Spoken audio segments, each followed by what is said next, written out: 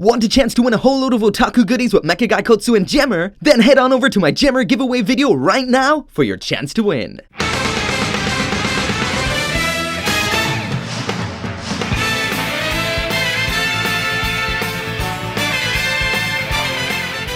Hey, what is up everyone? Welcome back to another Gunpla review, and today I'm going to be taking a look at the Wing Gundam EW from Gundam Wing Endless Waltz.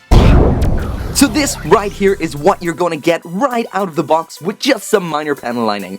And I have to say, as always with a real grade, this thing just looks perfect. Overall, this kit just looks fantastic. It's like someone took the master grade Verka and shrank it down. The color separation is absolutely on point, with a grand total of 10 colors in total. 2 variants of red, we have 2 variants of white, 2 variants of grey, and that's not including the pre-assembled parts. Colorless clear parts, as well as green clear parts for using with the beam sabers, as well as blue and yellow. As you would expect from a real grade kit, the surface detailing is fantastic and is just begging to be panel lined. No matter where you look on this kit, you'll find some intricate detail.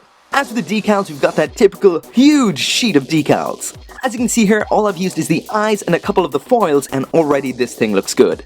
Get all of them on there and this thing is gonna look beyond awesome. From any angle, the real grade Wing Gundam EW looks so impressive. So there is the Wing Gundam EW with everything that it comes with. And in here we've got those default set of fists you've seen already, 2 widespread open hands, 2 of those standard posable real grade hands, as well as 2 pre-posed weapon holding hands. Also included are 2 energy cartridge pods. As for weapons, we have the Buster Rifle, 1 beam saber, but we've got 2 beams in here, as well as the shield. This 1/44th scale Heero Yui, as well as this little ring section, and this is for using with the Dreisberg Buster that came with last February's Gundam Ace. As for base adapters, we've got this one which can connect onto the backpack or onto the waist unit, as well as this one which is for using in bird mode. So now moving on to articulation, and as always from the head down.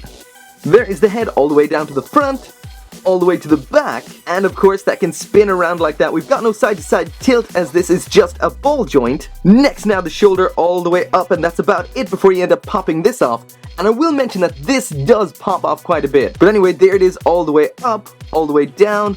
Without that, it is able to rotate all the way around. The shoulder armor does have some articulation as well. It can move up and down, and this section in here, that can pull out like this and back in again as part of the transformation. Next, the bend at the elbow, and that is awesome as you would expect from a real grade. Some rotation up here as well. Also part of the transformation, this part up here can move up and down. As for the wrist, that's a ball joint again, so we've got just kind of up and down and rotation. The Vulcans on the shoulder can open up, which is an extremely impressive level of detail. As for the wings, they can move at this point here, rotate at this point here, as well as go out and in there, so quite a bit of articulation on the wings. These flaps in here can move out like that, so in and out. I'm pretty sure the master grade couldn't do that, so that's pretty cool.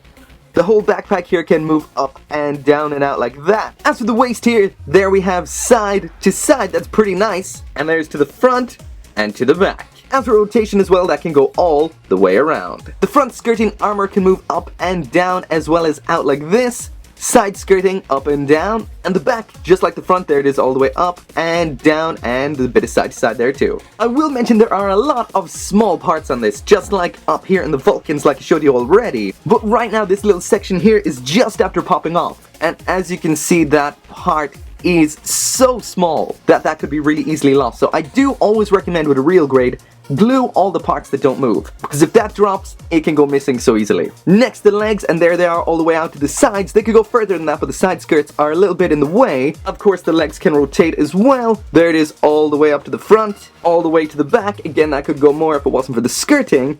So next, now the bend at the knee, and as you'll see, this part here moves along with that, which looks very nice. The knee section here is separate, so that does move on its own. Just like up here, this section moves when you move the foot down like that. Again, this separating armor looks so cool. We have a whole lot going on down at the ankle here. So there's the foot all the way down. This section here moves as well. There it is side to side. There is a whole lot going on down here. So as you can see, the articulation on here is spectacular, just like you'd expect. Lastly then is the transformation, and here's what the real grade Wing Gundam EW looks like in bird mode. Again, just like in mobile suit mode, it looks impressive as hell.